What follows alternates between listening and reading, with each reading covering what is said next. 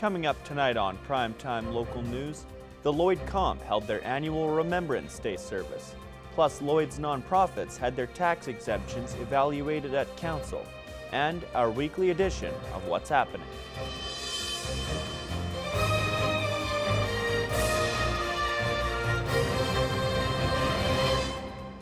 Primetime Local News, serving the Lakeland and Midwest regions. LCHS held a Remembrance Day ceremony today at their school. Our Jackson Fontaine has more on the ceremony and what Remembrance Day means to many.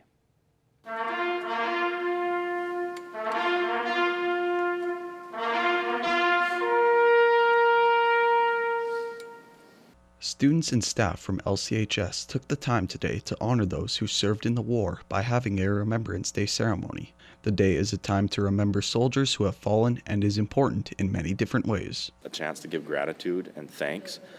Many of us don't know the thousands of soldiers that are still serving today, so coming together in a service like this and inviting in guest speakers that are from bases is a chance to get really personal with our armed forces members and for us to pass those thanks on and for them to take that gratitude back to our current serving members.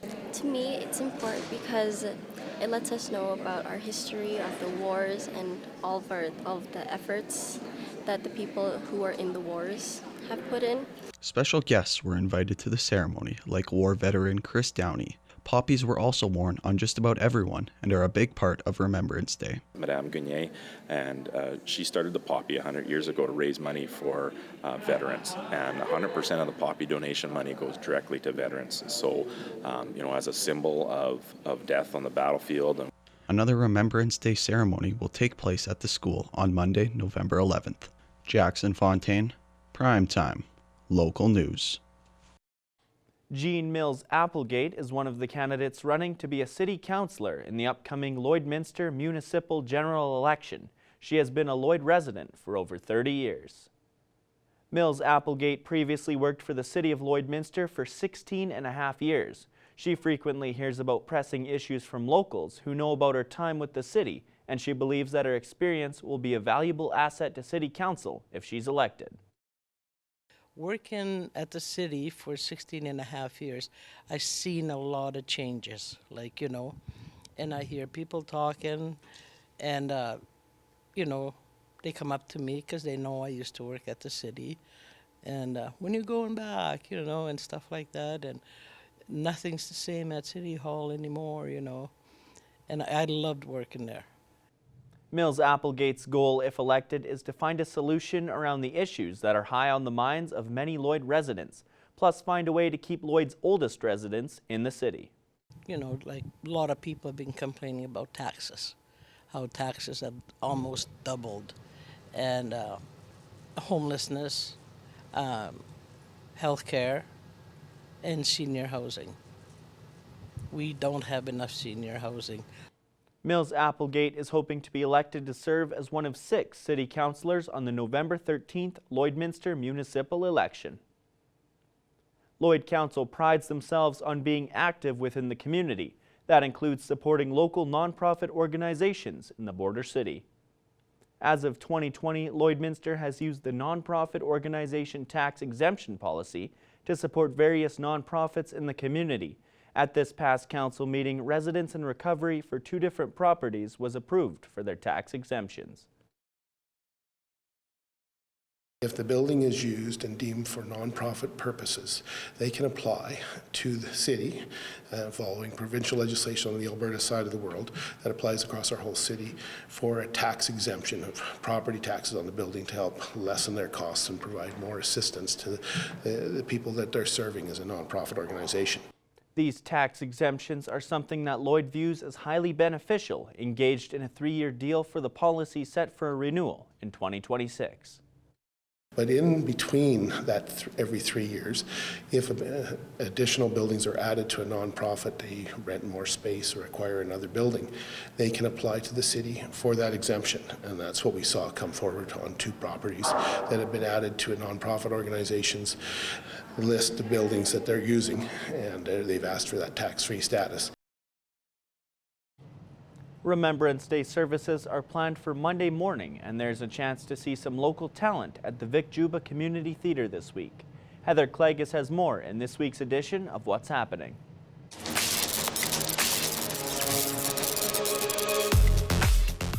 We're fortunate to have so much talent in our area, and you've got an opportunity to see some great local talent on stage at the Vic Juba Community Theatre coming up on Thursday, November the 14th. It's the next in the Lloyd Local Series, and this time around you have the chance to see McKenna Gallagher and Earl Stevenson. And McKenna's music, it's a mixture of folk, rock, and country. And Earl Stevenson, you might be familiar with his name. He began his career in 2008. He was part of the final season of Canadian Idol, where he came in 4th place. And since then, he's been working on his songwriting, on his music. He's also done a little bit of acting as well. And most recently, he held 3 different contracts as a house musician at the Fairmont Jasper Park Lodge. So you've got an opportunity to see some great local talent on stage at the Vic Juba Community Theatre. For all the details and to get your tickets now, head online, vicjubatheatre.ca. The PBR Winter Classic is still a few weeks away. It's coming up November 23rd, but tickets are selling quickly. So if you want to go, make sure you get your ticket now so that you are in for a night of heart-pounding action. You get to see some of the toughest cowboys, and they're going to take on some pretty tough bulls. Coming up November 23rd, the PBR Winter Classic out at the Lloyd X. Plus, following the PBR, there's going to be a cabaret with live music from Justin LaBrache. So don't wait. Get your ticket now for the PBR Winter Classic. You can get all the details and your tickets online. Head to LloydEX.com.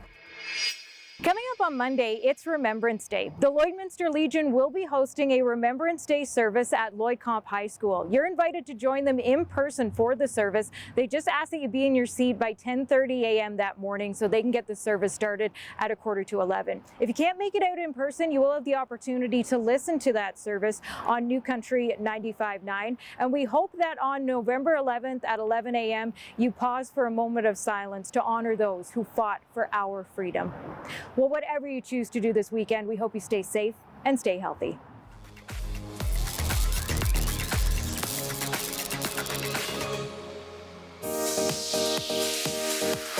What's Happening is brought to you by Northern Factory Workwear, Circle Drive East, Saskatoon, and Highway 17 South, Lloydminster. I'm now joined here with Abby St. John, who's going to give us our first look at the weather. We're definitely having a nice day out today for sure here. Yes, it's absolutely beautiful, just like yesterday. A little bit more on the windier side today, so it may feel a little bit cooler, but still very gorgeous day out today. Lots of nice and sun. A few clouds here or there, but for the most part, it was very, very sunny out, and it continues that into the evening as we get darker. Obviously, we're still darker early, but currently we are at 10 degrees here in the border city. Very nice day out today, which is lovely to see, and it is warm out in the rest of Alberta as well. 12 degrees in Cold Lake, Vegreville, 14 in Bonnyville and St. Paul. Also out in Marwayne, 15 in Vermilion and in Wainwright, 13 out in Edmonton. And in Saskatchewan, similar temperatures as well. 11 degrees up in Isle Cross, 13 in Green Lake, Meadow Lake, St. Walburg and in Macklin, 14 in Pierceland and 12 in Maidstone and in North Battleford. Overnight tonight in North Battleford, temperatures will drop just below 0 at -1. It will be partially cloudy skies, and that wind will be at around 11 kilometers per hour. So it may feel a tad chillier than that -1, but other than that, it should be a relatively nice evening out. And then tomorrow, it is going to be cooler, just a daytime high of +7. It will be a mix of sun and cloud throughout the day, higher clouds in the sky as well. About a 25% chance of some precipitation, so watch out for that. 13 kilometer per hour winds as well. So may feel a little bit cooler. Overnight tonight in Cold Lake will drop down to 0 degrees. Those clouds will start to thicken up as the evening goes on, and the wind will be at around 11 kilometers per hour. Into tomorrow, expect a cloudy and gloomy day out, a high of just 5 degrees. However, that wind speed is only at 9 kilometers per hour, so it shouldn't be too much of a factor. There is about a 25% chance of some precipitation. Overnight tonight here in Lloydminster will drop down to 2 degrees. Not too bad, but those clouds will start to increase as the evening goes on, 15-kilometer-per-hour winds, and we also have about a 23% chance of seeing some precipitation. Into tomorrow, about a 65% chance of some drizzle in the afternoon, but it will remain mostly cloudy, and it cools off just a daytime high of 5 degrees, 13-kilometer-per-hour wind. So we are definitely going back down to those cooler temperatures. And then over the next 3 days, a high of 5 and a low of -2 for tomorrow. And like I said, that rain is a chance.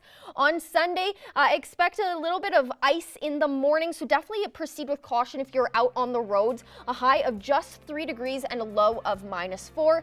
And then on Monday, it will be partially sunny and a little bit windy with a high of 4 and a low of -2. To finish off, we have this gorgeous sunset shot from Greg here in Lloydminster. Thank you so much for sending this beautiful shot to us. If you have any weather shots that you'd like to see on our show, please email us at weather@stingray.com. As a first look at your evening weather forecast, we'll have more news coming up after the break.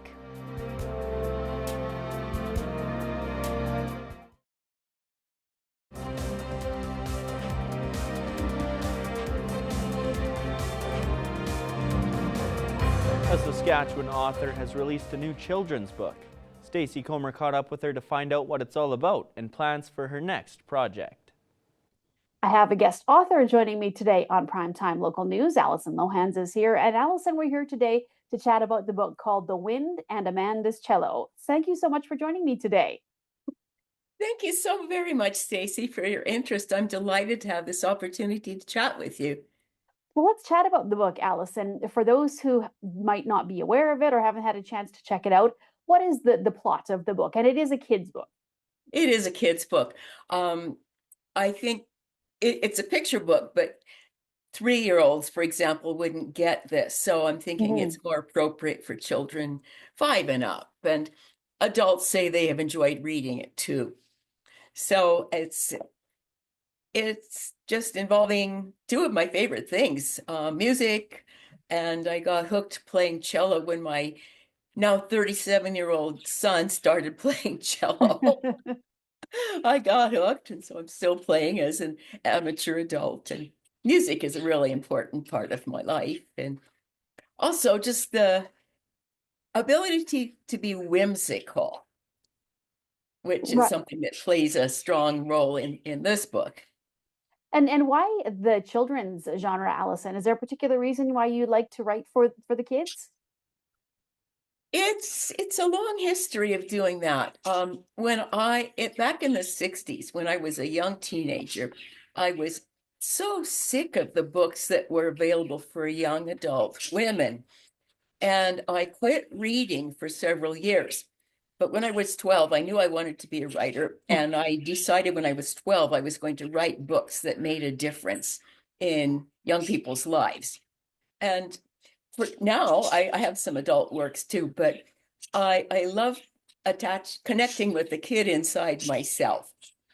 Get to be a kid again, to live through the story with the characters.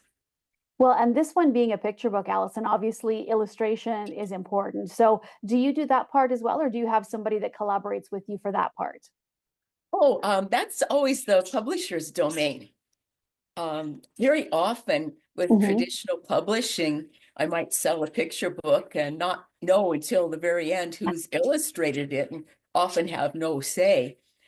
In this case, with Shadowpaw Press and Ed Willett, this is his first picture book to publish as publisher, but he excitedly went looking through possible illustrators, and he narrowed it down to 2 people. And one of the illustrators I had worked with before, and I didn't think her work was right for this story, but he found that here was Sarah Shortliffe in Nova Scotia, and we both loved her watercolor use of color and the delight that she brings into her work. So it was a real treat. And in this case, Sarah was interested in what we thought about her work. So there was some back and forth, which usually is not the case.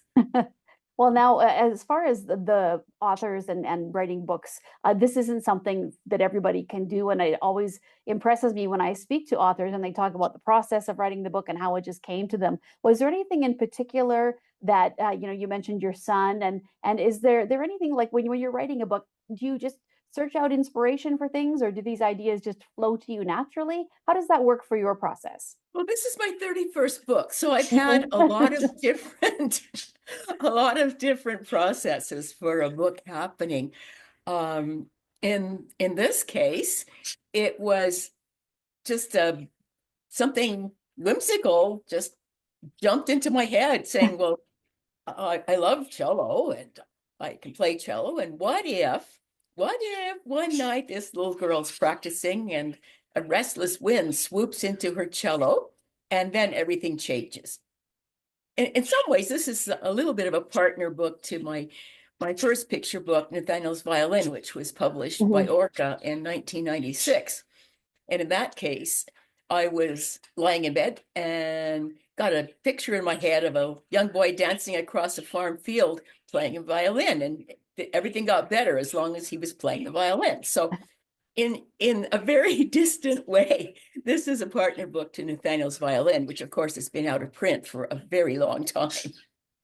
So what's next for you, Allison? Do you have these ideas coming to you, and you're going to have another book that'll be coming out? Is there something in the works, or are you going to take a break? Well, I have 3 books in the works, but I do have another picture book coming out sometime, I think early in 2025. It's a picture book on a tough topic situation, so it's a serious one. That The Best Little Sister in the World deals with what happens in a young girl's life when her older brother gets in serious trouble with the law.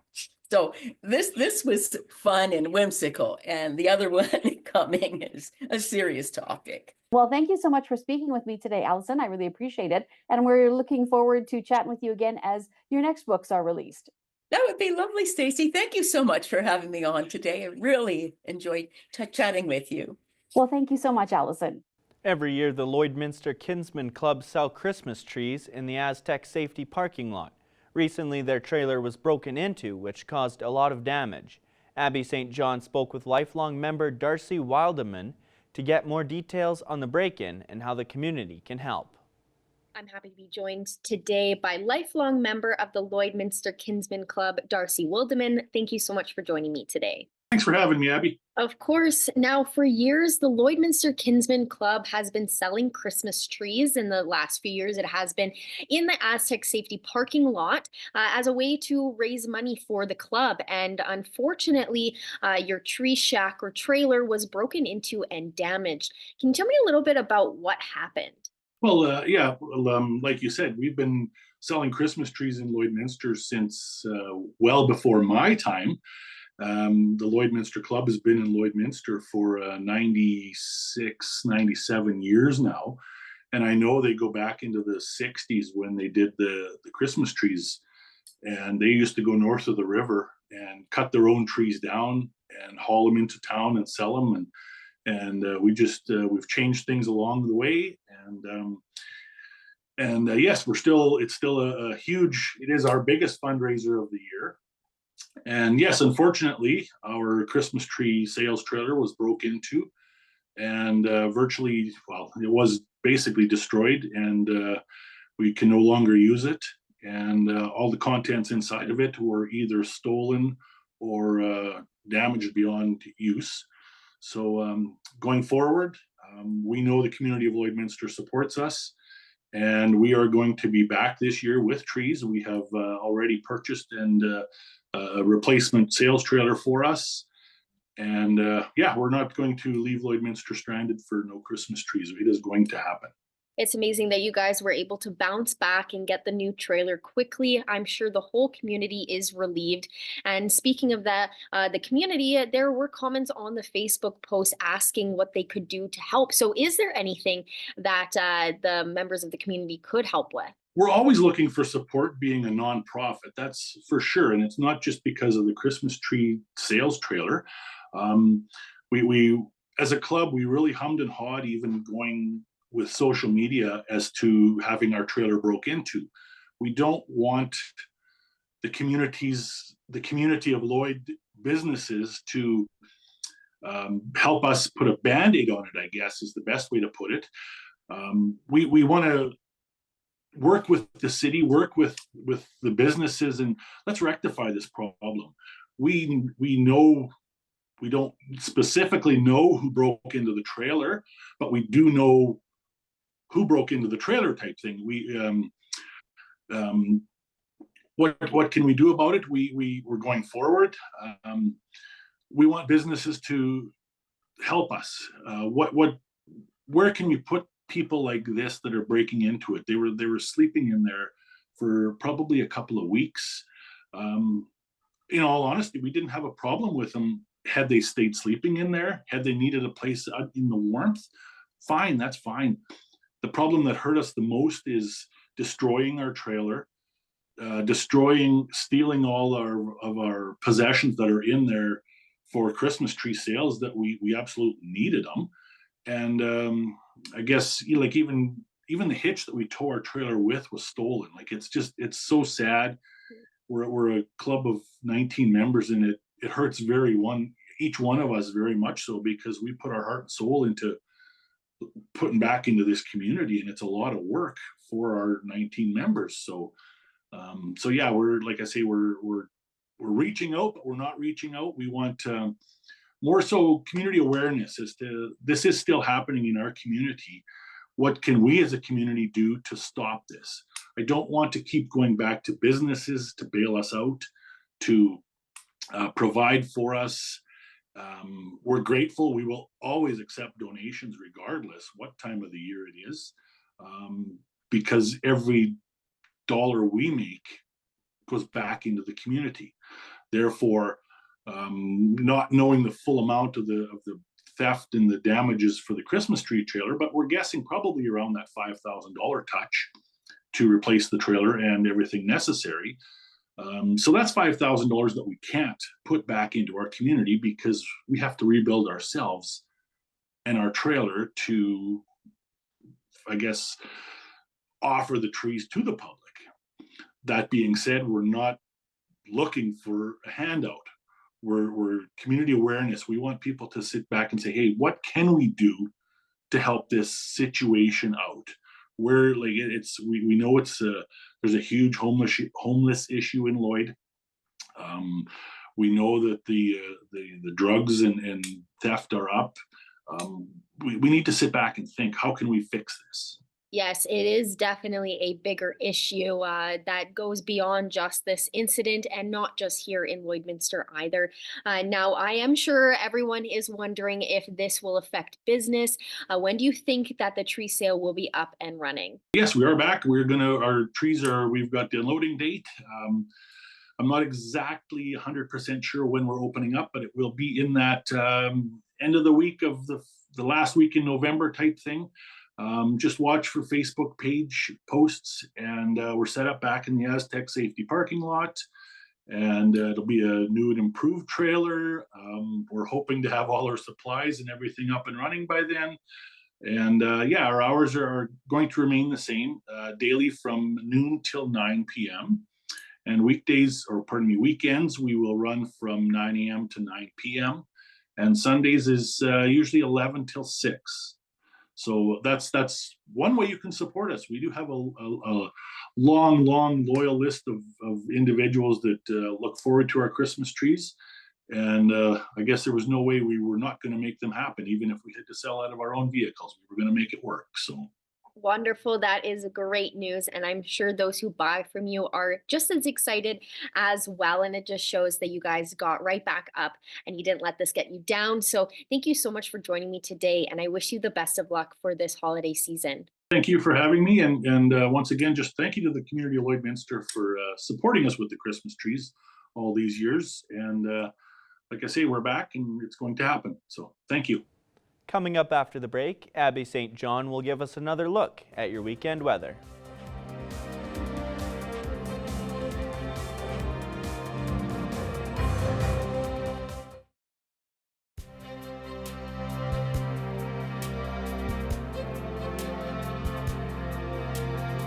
Taking a final look at our evening weather forecast. Like I said earlier, we had a gorgeous day out today. Also similar to yesterday, it is going to start cooling off, unfortunately, over the next couple of days. But currently it is 10 degrees here in Lloydminster and in Alberta, 12 out in Cold Lake, 14 in Red Deer and Athabasca, 13 out in Edmonton, 17 in Whitecourt and Rocky Mountain House, 15 in Edson and 12 out in Jasper. And in Saskatchewan, 9 degrees out in Meadow Lake, 12 in Prince Albert, Melfort and North Battleford, and 13 out in Saskatoon. If we head up north to Saskatchewan, a little cooler of temperatures, 3 degrees in Uranium City, 2 in Stony Rapids, 6 in Wollaston Lake and South End, 9 in Flin Flon, and 10 in La Loche and Buffalo Narrows. In Alberta, 13 degrees out in Fort Mac, 4 in Fort Chipewyan, 3 in High Level, 8 in Peace River, and 9 out in Slave Lake and in Grand Prairie. Down south in Alberta, 12 degrees out in Coronation, 18 in Medicine Hat and Calgary, so definitely warmer in those areas, 15 in Lethbridge and 11 out in Banff. And then in Saskatchewan, 12 degrees in Kindersley, Swift Current and Moose Jaw, 10 in Regina, 11 in Yorkton, and Estevan is sitting at 9 degrees.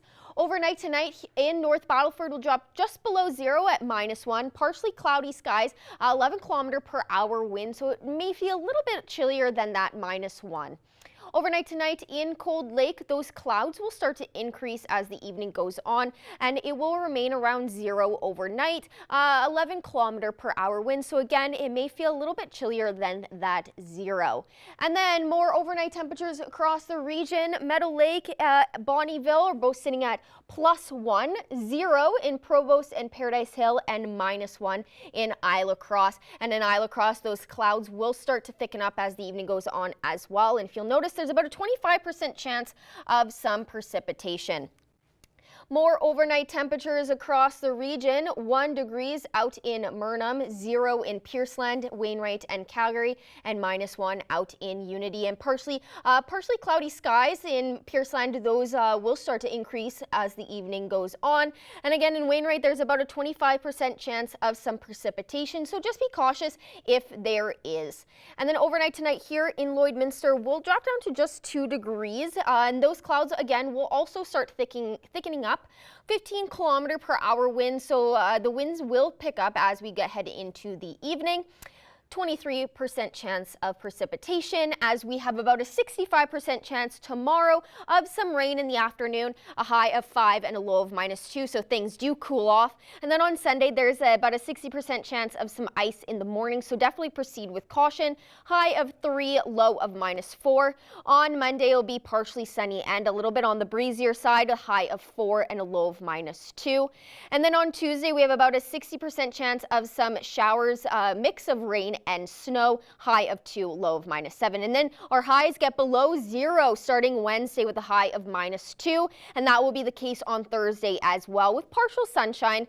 And then next Friday, there's about a 44% chance of an afternoon flurry with a high of -1 and a low of -8 to wrap up the next 7 days. So we had a nice treat yesterday, and today we are now going back into those average temperatures, and that weather is definitely starting to change very, very quickly. Definitely, yeah. Started up here and it's kind of starting to dip over the coming days. Well, that's all the time we have today for Primetime Local News. Thanks for watching.